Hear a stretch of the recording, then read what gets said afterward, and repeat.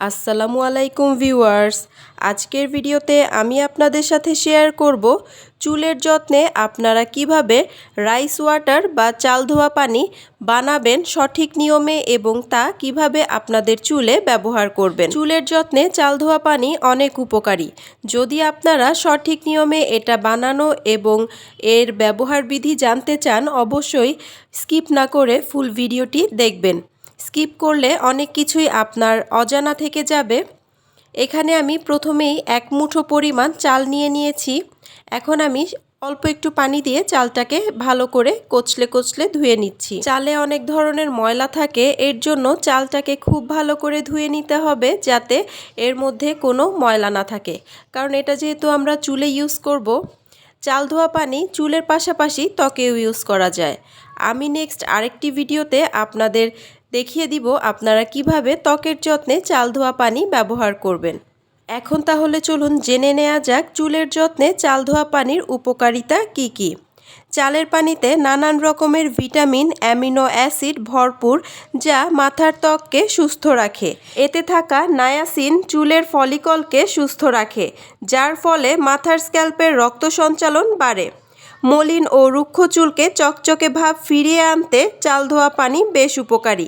এটি চুলের আর্দ্রতা যোগায়, আগাফাটা দূর করে। এতে থাকা ভিটামিন বি, ভিটামিন সি এবং ভিটামিন ই চুলকে শক্ত ও মজবুত করতে সাহায্য করে। চুলে অতিরিক্ত জট লাগার সমস্যার সমাধান করে। চাল ধোয়া পানিতে থাকা খনিজ উপাদান চুলকে মসৃণ ও কোমল রাখে। এছাড়াও সূর্যের ক্ষতিকর অতিবেগুনি রশ্মি ও রাসায়নিক উপাদান ব্যবহারের কারণে হওয়া ড্যামেজ সারিয়ে চুলকে রাখে স্বাস্থ্যোজ্জ্বল ও সুরক্ষিত। সেই সাথে চুল পড়া বন্ধ করে এবং চুলকে দ্রুত লম্বা করতে সাহায্য করে। এই পর্যায়ে চালটাকে খুব ভালো করে ধুয়ে নেওয়ার পর আমি এখানে পরিমাণ মতো পানি দিয়ে দিয়েছি।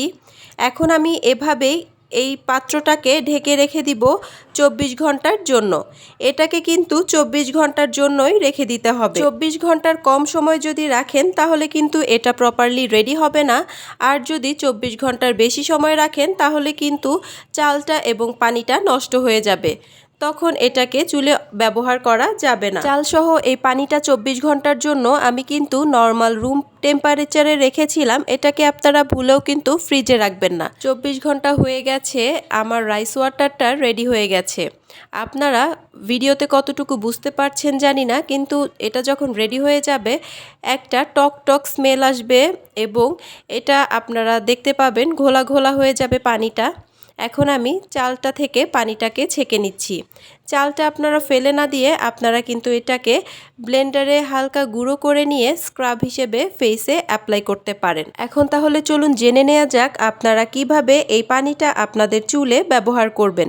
এটাকে আপনারা একটা স্প্রে বোতলের সাহায্যে আপনাদের সম্পূর্ণ চুলে স্প্রে করে ব্যবহার করতে পারেন, অথবা এই পানিতে তুলো ভিজিয়ে আমরা যেভাবে চুলে তেল অ্যাপ্লাই করি ঠিক সেভাবেই তুলোর সাহায্যে পানিটাকে চুলে অ্যাপ্লাই করে নেবেন।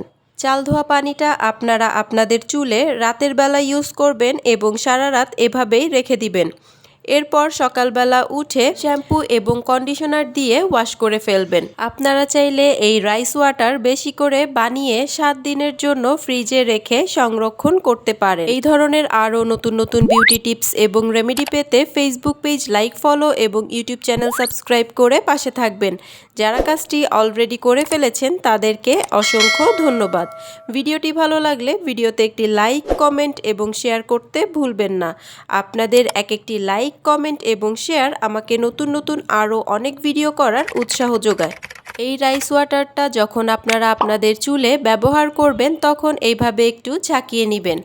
আপনাদের বোঝার সুবিধার্থে আমি আমার হাতে অ্যাপ্লাই করে দেখিয়ে দিচ্ছি আপনারা কিভাবে এটাকে আপনাদের চুলে ব্যবহার করবেন। আশা করছি আমার আজকের ভিডিওটি আপনাদের ভালো লাগবে এবং উপকারে আসবে। আমার আজকের ভিডিওটি এই পর্যন্তই। সবাই ভালো থাকবেন, সুস্থ থাকবেন। আল্লাহ হাফেজ। Thanks for watching.